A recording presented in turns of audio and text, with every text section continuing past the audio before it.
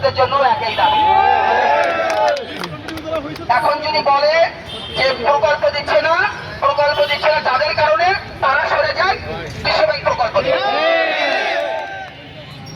2 নম্বর দাবি হচ্ছে আমাদের, আমরা মাঝখানে দেখেছি যে আমাদের একটা চাকরির নীতিমালা দিয়েছিল, যে নীতিমালাটা অযৌক্তিক। আমরা নতুন প্রকল্পে যেতে গেলে আমরা কোনো পরীক্ষা ছাড়াই সরাসরি পদায়নে যেতে চাই, আমাদের কোনো পরীক্ষা নেওয়া চলবে না। আমরা যতক্ষণ পর্যন্ত ওই প্রকল্পের সকল পদ ফিল আপ না করবো, আমরা ফিল আপ করার পর যদি 2, 4, 5টা পদ ফাঁকা থাকে তখন সার্কুলার দিতে পারবে, তারাই কোনো সার্কুলার দিতে। 3 নম্বর দাবি হচ্ছে আমাদের, সরকারি অনেক সুযোগ সুবিধা থাকে, যে সুযোগ সুবিধাগুলো হেড অফিসের লোকজন গ্রহণ করে। পিএফ বলেন, গ্রাচুইটি বলেন, বোনাস বলেন, আমরা যারা মাঠ পর্যায়ের স্টাফ ঈদেও কোনো বোনাস পাই না। কোনো বৈষম্য হবে না। 4 নম্বর দাবি আমাদের, যদি আমাদের কোনো যোগ্য সম্পন্ন লোক থাকে তাকে অবশ্যই পদায়নের ব্যবস্থা করতে হবে। সারা জীবন আমরা মাঠে কাজ করব আর আপনারা হেড অফিসে এসির বাতাস খাবেন আর আমাদের উপর খবরদারি করবেন, এটা আর কর্মচারী ঐক্য গঠন হয়েছে, ভুলে যান আগের দিন। এখন শাসন করতে যাবেন, ওই শাসন করতে পারবেন, অযৌক্তিক অন্যায় কিন্তু শাসন আর হবে না। এই দাবিগুলো যদি না মানে তাহলে আমাদের এক দফা এক দাবি, এমডি চেয়ারম্যানের পদত্যাগ। যতক্ষণ পর্যন্ত দাবি না মানবে ততক্ষণ পর্যন্ত আমরা আর ফিরে যাব না। কোথায় কোথায় আপনি যাবেন, কোথায় বাধার সৃষ্টি করবেন করেন, আমরা বাধা অতিক্রম করে আপনাকে নেমে তারপরে যাব।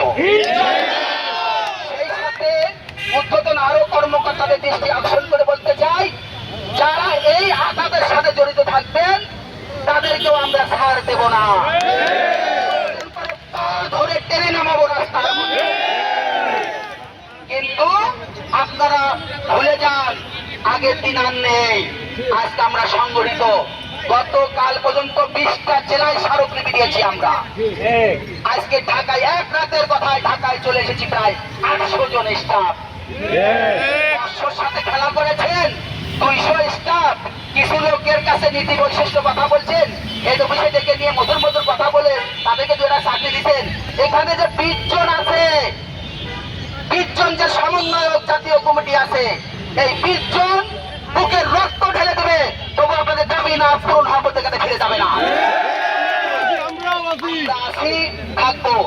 আপনাদের কাছে আবার উদাত্ত আহ্বান জানাচ্ছি, আমরা বিভিন্ন ভাবে বিভিন্ন থানা থেকে শুরু করে বিভিন্ন জায়গায় যোগাযোগ করে আমরা হতাশা হয়েছিলাম, কিন্তু হতাশার কিছু নেই। উনি করবেই, উনি কোটি কোটি টাকার অনিয়ম করছে ভাই, ওনারা কোটি কোটি টাকার অনিয়ম করছে। ওনারা 1 কোটি 1.5 কোটি খরচ করলে কোনো সমস্যা নেই। প্রশাসন আমরা প্রশাসনের উদ্দেশ্যে বলতে চাই, আমরা শান্তিপূর্ণ পরিবেশে এখানে কার্যক্রম করতে আসছি, আমাদেরকে আপনারা বাধা দিবেন না। আমরা আহার রুজি, আমাদের বাচ্চা, আমাদের পরিবারের আহার রুজির জন্য আমরা এখানে এসেছি, আমাদেরকে বাধা দিবেন না। আমরা কোনো অশান্তি করব না, আমরা কোনো ক্ষতি করব না, আমরা শান্তিপূর্ণ অবস্থান করব। যতদিন পর্যন্ত দাবি পূরণ না হবে ততদিন আমরা ফিরে যাব না। আমরা আজকে প্রেস ক্লাবে কথা বলে চেষ্টা করব আগামীকালের মধ্যেই আমরা সাংবাদিক সম্মেলন এবং প্রধানমন্ত্রীর কার্যালয়ে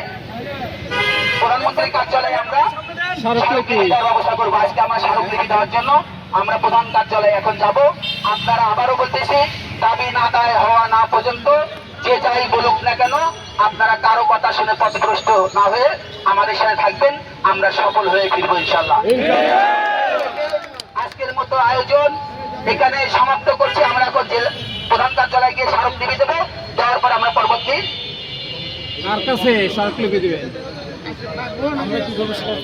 আমরা ইতিমধ্যে একটা আনন্দের সংবাদ আছে। ইতিমধ্যে আমরা বিভিন্ন জেলা থেকে আমাকে ফোন করেছিল, জেলা কর্মকর্তাগণ থেকে শুরু করে রিজন এবং ডিএমরাও আমাদের এই আন্দোলনে যোগদান করবে। ভয় পাওয়ার কিছু নাই, রিজন জেলা যদি আমাদের সাথে থাকে আমাদের যৌক্তিক দাবি পূরণ করে নিয়ে আমরা ফিরবো কথা শুনে আমরা ফিরবো না। আপনারা টোপ দিবেন, এই টোপ গিলার আমাদের বয়স শেষ হয়ে গেছে। লিখিত দিতে হবে, লিখিত অঙ্গীকার করতে হবে। এই অঙ্গীকার নামা প্রেসের সামনে, মিডিয়ার সামনে আপনারা করবেন, আমাদেরকে ডেকে নিয়ে করবেন, এই আশা বাদ দেন। এই আশায় আমরা কেউ যাবো না। আমরা এখন প্রধান কার্যালয়ে যাব, শান্তিপূর্ণভাবে স্মারকলিপি প্রদান করে আমরা ওখানে সিদ্ধান্ত নেব। আমরা সবাই অনেক দূর থেকে জার্নি করে যাচ্ছি, সারাদিন ক্লান্তি।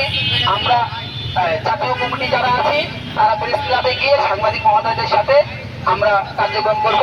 সেই সাথে সাংবাদিক মহোদয় যারা আছেন তাদের কাছে আমি ক্ষমা চেয়ে নিচ্ছি। আমরা আপনাদেরকে অনেকক্ষণ থেকে বসে রাখছি, আপনারা আমাদের জন্য যে আছেন, ঠিক আছে, এর জন্য আপনাদেরকে অশেষ ধন্যবাদ।